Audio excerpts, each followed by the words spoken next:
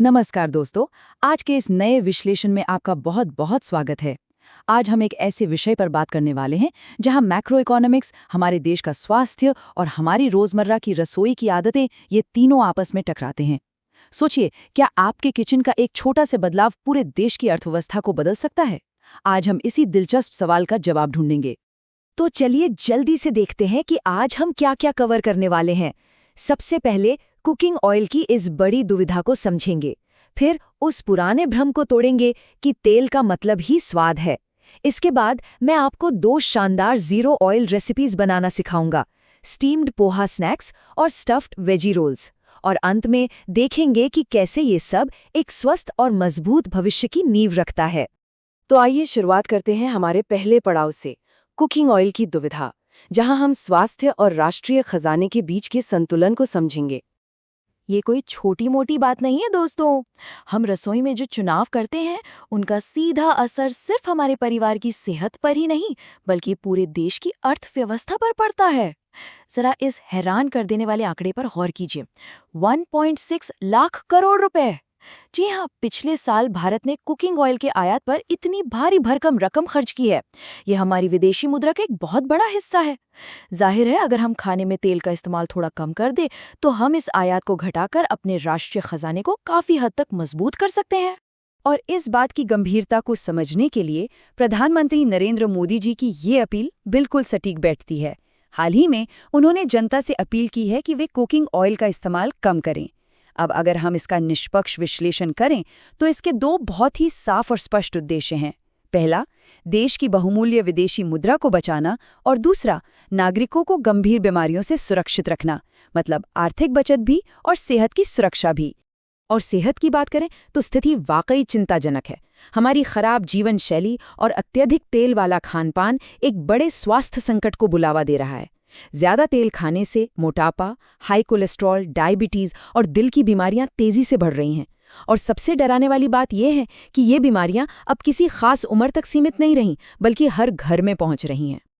अब बढ़ते हैं हमारे दूसरे हिस्से की तरफ, एक बहुत बड़ा भ्रम कि तेल ही स्वाद है। चलिए आज स्वादिष्ट शब्द की नई परिभाषा गढ़ते हैं। समस्या तो हमने समझ ली, अब समाधान क्या है?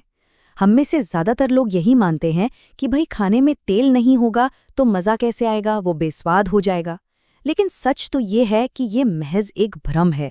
हमारी पारंपरिक सोच कहती है कि स्वाद के लिए ढेर सारा तेल चाहिए, जबकि वास्तविकता ये है कि अगर आप सही कुकिंग तकनीक जैसे कि स्टीमिंग या भाप में पकाना और सही मसालों का इस्तेमाल करें तो बिना एक बूंद तेल के भी आप लाजवाब खाना बना सकते हैं।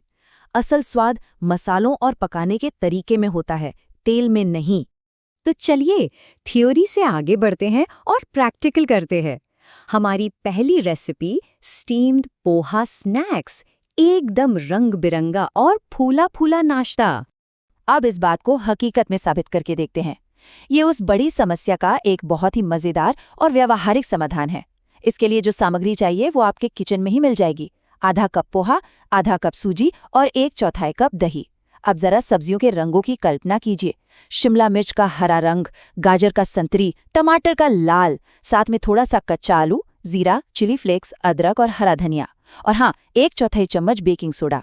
ये ताज़ी सामग्रियां मिलकर इस डिश को एकदम रंगीन बना देंगी। आइए देखते हैं ये कैसे बनता है। प्रक्रिया एकदम आसान है। सबसे पहले पोहे को अच्छे से धो लीजिए और 10 मिनट के लिए फूलने दीजिए। इसके बाद इस भीगे हुए पोहे को मिक्सर में डालिए। साथ में वो 1/4 कप दही और थोड़ा सा पानी मिलाकर एक बढ़िया सा महीन पेस्ट बना लीजिए। फिर इस पेस्ट को एक बोल में निकालिए, इसमें सूजी मिलाइए और बैटर को बस 5 मिनट के लिए आराम करने दीजिए ताकि सूजी अच्छे से फूल जाए। 5 मिनट बाद जब सूजी फूल जाए तो इसमें वो सारी बारीक कटी हुई रंग बिरंगी सब्जियां मिला दीजिए, सारे मसाले डालिए और अब बारी है हमारे सीक्रेट इंग्रेडिएंट की। ठीक 1/4 चम्मच बेकिंग सोडा। यही वो जादुई चीज है जो आपके स्नैक्स को एकदम स्पंजी और फूला फूला बनाएगी। बस इन सबको हल्के हाथों से मिला लीजिए। ध्यान रहे, बैटर इडली के बैटर जैसा होना चाहिए, ना ज्यादा गाढ़ा न ज्यादा पतला। अब आखिरी कदम, एक स्टीमर या जालीदार बर्तन लीजिए, उसे हल्का सा ग्रीस कर लीजिए ताकि कुछ चिपके नहीं। अब थोड़ा थोड़ा बैटर चम्मच से इस जाली पर रखिए, बीच में थोड़ी जगह छोड़ते हुए। इसे मध्यम आंच पर करीब 7 से 8 मिनट तक भाप में पकने दीजिए। जैसे ही आप ढक्कन हटाएंगे, आपको एकदम मुलायम, भाप से उड़ते गर्मा-गर्म स्नैक्स तैयार मिलेंगे। इन्हें अपनी मनपसंद चटनी के साथ खाइए। स्वाद में एकदम लाजवाब, और तलने वाले तेल का तो नामो निशान नहीं। अब बारी है हमारी दूसरी रेसिपी की, स्टफ्ड वेजी रोल्स, एक बहुत ही स्वादिष्ट और फाइबर से भरपूर ट्रीट। तो था ना वो कमाल का नाश्ता। अब ये दूसरी रेसिपी आपको एक बिल्कुल अलग ही अनुभव देगी, क्योंकि इसमें हम चावल के आटे और बेसन का इस्तेमाल करने वाले हैं। इसका टेक्सचर बहुत ही शानदार आता है, और सबसे अच्छी बात, इसकी सामग्री भी लगभग हर रसोई में मौजूद होती है। हमें चाहिए 1.5 कप चावल का आटा, 1 कप बेसन, और वही हमारी आम सब्जियां, प्याज, टमाटर और शिमला मिर्च। मसालों में अदरक, जीरा, लाल मिर्च पाउडर और थोड़ा सा गरम मसाला। अगर आप सेहत को लेकर जागरूक हैं तो ये ज़ीरो ऑयल डिश आपके लिए एकदम परफेक्ट है। इसे बनाने का तरीका भी बड़ा दिलचस्प है। सबसे पहले चावल के आटे में हल्का सा नमक डालिए और उसे गुनगुने पानी से गूंथकर एक मुलायम डो यानी आटा तैयार कर लीजिए। गुनगुना पानी इस्तेमाल करना बहुत ज़रूरी है, इससे आटा एकदम मुलायम बनता है और बेलने में आसानी होती है। दूसरी तरफ एक बोल में अपनी कटी हुई सब्जियां, मसाले और बेसन मिला लीजिए। इसमें बस 2-3 चम्मच पानी डालकर एक गाढ़ा सा फिलिंग पेस्ट तैयार कर लीजिए। चलिए, अब इसे असेंबल करते हैं। चावल के आटे की एक लोई लीजिए और उसे एक बड़ी, थोड़ी सी मोटी रोटी की तरह बेल लीजिए। अब वो जो सब्जियों और बेसन वाली गाढ़ी फिलिंग हमने बनाई थी, उससे इस रोटी के ऊपर अच्छी तरह से फैला दीजिए।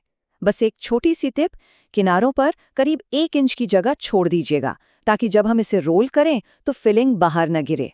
इसके बाद रोटी को एक सिरे से पकड़िए और बहुत ही सावधानी से गोल गोल घुमाते हुए रोल कर लीजिए। किनारों को हल्का सा दबा दीजिए ताकि रोल अच्छे से सील हो जाए। अब इसे एक जालीदार बर्तन में रखिए और 15 मिनट तक स्टीम कर लीजिए।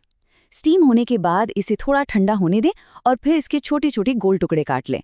जब आप इसे काटेंगे ना, तो अंदर जो सब्जियों और बेसन की खूबसूरत लेयर दिखेगी, वो ये साबित कर देगी कि बिना तेल का स्वस्थ खाना दिखने में भी उतना ही शानदार हो सकता है जितना वो खाने में लगता है। अब आते हैं आज के आखिरी और सबसे अहम हिस्से पर, एक स्वस्थ मजबूत भविष्य। कैसे हमारे छोटे बदलाव एक बड़ा प्रभाव डालते हैं।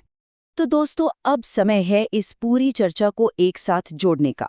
हमने जो ये 2 स्वादिष्ट रेसिपी सीखी हैं, उनका सीधा कनेक्शन उस बड़े राष्ट्रीय आंकड़े से है जिसके बारे में हमने शुरुआत में बात की थी। ये सिर्फ रेसिपीज नहीं हैं, जरा इस पर गौर करें। स्टीम्ड पोहा स्नैक्स बनाने में आसान और सब्जियों से भरपूर हैं। वहीं स्टफ्ड वेजी रोल्स फाइबर से भरे और बेहद स्वादिष्ट हैं। और सबसे खास बात, इन दोनों में तेल की मात्रा है 0। ये ज़ीरो ऑयल रेसिपीज हमें बेहतरीन पोषण तो देती ही हैं, साथ ही हमारी जीवन शैली से जुड़ी गंभीर बीमारियों से भी सीधे तौर पर हमें बचाती हैं।